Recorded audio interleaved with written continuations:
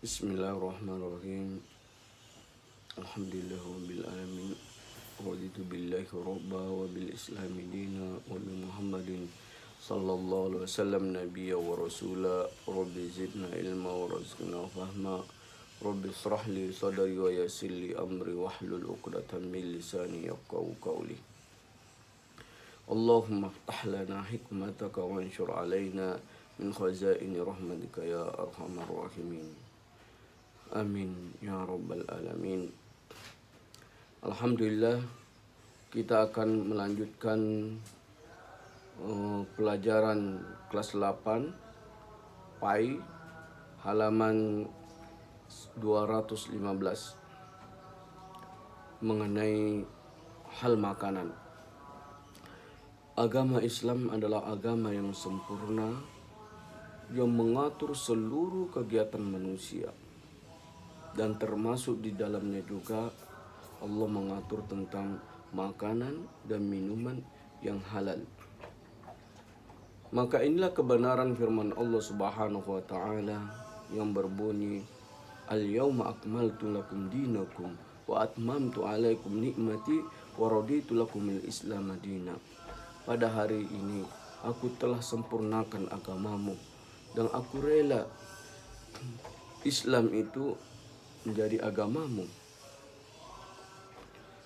Oleh karena itu, mengenai hal makanan ataupun minuman, Allah Subhanahu wa taala menciptakan makanan ataupun minuman itu untuk kelangsungan kehidupan manusia yang ada di muka bumi ini. Dan bagi seorang muslim dalam mencari makanan, tentunya dia sangat berhati-hati. Karena makanan ini, tidak semua makanan mempunyai dampak yang positif ataupun bisa menyehatkan. Maka oleh karena itu, khususnya bagi orang muslim, Allah Subhanahu wa taala memberikan ketentuan dalam hal makanan dan minuman. Maka kalau kita berbicara mengenai makanan halal, makanan halal itu adalah, definisi dari makanan halal adalah makanan yang dibolehkan untuk dimakan menurut ketentuan syariat Islam. Maka oleh karena itu, kita sebagai seorang muslim dalam hal makan atau minum, maka dia harus memenuhi dua syarat. Syarat yang pertama adalah halal. Halal artinya dibolehkan dalam ketentuan syariat Islam. Yang kedua, thayyib, artinya baik. Jadi makanan yang kita makan itu adalah menyehatkan, memiliki gizi atau nutrisi yang tinggi. Maka dua hal inilah yang Allah singgung di dalam Al-Quran, dalam surat Al-Ma'idah ayat 88, "Wa kulu mimma razaqakumullahu halalan thayyiba wattaqullaha alladzi antum bihi mu'minun." Dan makanlah dari apa yang Allah rezekikan kepadamu dengan cara yang halal dan baik, dan bertakwalah kepada Allah yang kamu sekalian beriman kepadanya. Oleh karena itu, kita tidak serta-merta semua makanan kita masuk ke dalam perut kita. Tidak asal makan, yang penting mengenyangkan kita makan. Tidak. Maka harus dilihat dari dua kriteria. Apakah makanan yang kita makan itu halal dan thayyib? Kalau dia halal tetapi tidak thayyib, maka tidak boleh dimakan. Ataupun thayyib tapi tidak halal, dan ini juga tidak boleh dimakan. Dan makanan yang harus kita makan, harus kita konsumsi adalah memiliki dua nilai, yaitu halal dan thayyib. Karena inilah standar atau syarat makanan yang seharusnya orang muslim makan. Kemudian makanan yang halal atau minuman yang halal harus memiliki 3 kriteria. Yang pertama, halal dari segi wujudnya. Artinya halal dari segi zatnya. Yang kedua, halal dari segi cara mendapatkannya.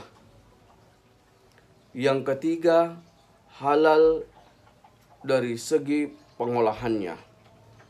Maka oleh karena itu, halal ini benar-benar harus dijaga. Tidak hanya halal, zatnya halal, tetapi cara memperolehnya tidak halal. Seperti makanan zatnya, misalnya kita ambil sebuah contoh, beras.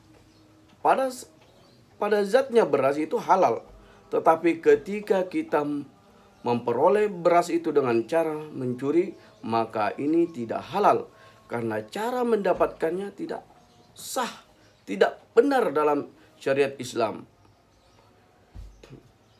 Kalaupun misalnya beras ini halal dan cara mendapatkannya juga halal, tetapi kalau prosesnya bercampur dengan sesuatu yang haram, maka ini juga tidak boleh dimakan. Maka halal, tiga kriteria halal inilah harus terpenuhi dalam makanan. Adapun jenis-jenis makanan yang Allah Subhanahu wa taala sebutkan bahwa makanan yang halal itu memiliki jenis. Yang pertama, makanan yang halal itu adalah makanan yang disebutkan oleh Allah Subhanahu wa taala dan Rasulnya halal. Sebagaimana hadits Rasulullah sallallahu alaihi wasallam berbunyi yang diriwayatkan oleh Tirmizi, al-halal ma ahallallahu bi kitabihi wal haram ma harramallahu bi kitabihi wa ma sakata anhu mimma afalakum. Artinya bahwa halal itu apa yang Allah halalkan dalam kitabnya, yaitu Al-Quran. Dan yang haram itu apa yang Allah haramkan di dalam kitabnya, yaitu Al-Quran. Dan adapun yang didiamkan adalah sesuatu yang dimaafkan bagimu. Yang kedua, makanan halal itu tidak kotor atau menjijikkan. Karena di dalam Al-Quran Allah Subhanahu wa taala berfirman di dalam surat Al-A'raf ayat 157, wa yuhillu lahumut thayyibat wa yuharrimu alaihimul khaba'ith. Dan diharamkan dan dihalalkan bagi mereka yang baik-baik, dan diharamkan bagi mereka sesuatu yang buruk. Yang ketiga, itu makanan yang tidak mendatangkan mudarat. Makanan yang tidak mendatangkan mudarat.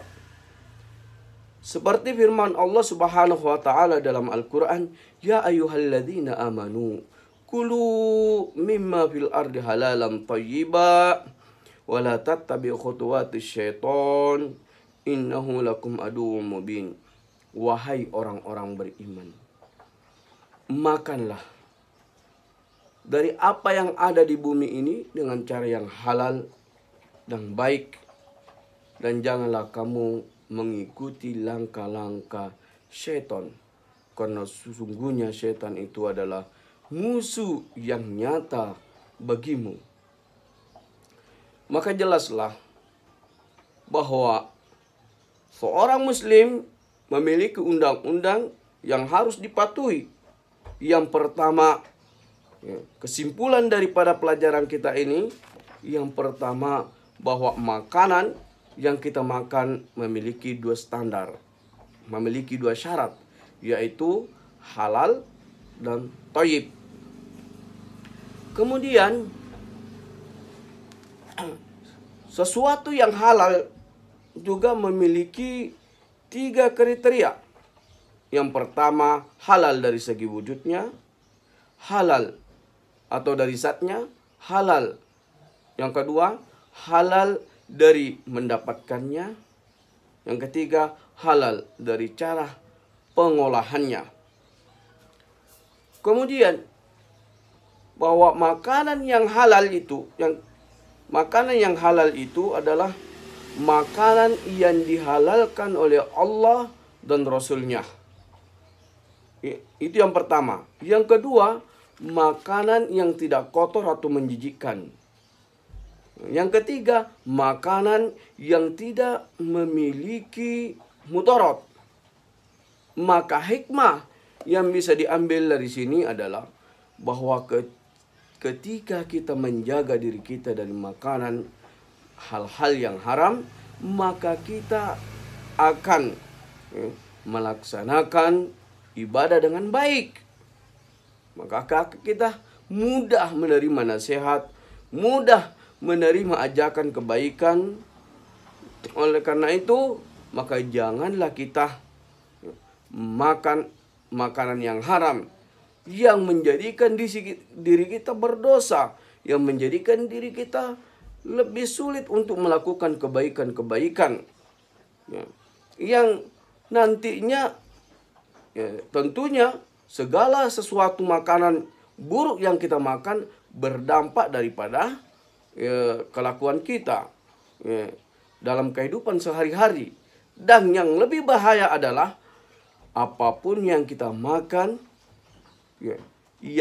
khususnya makanan yang haram, maka Allah akan memberikan azabnya pada hari kiamat nanti. Wallahu a'lam bishawab.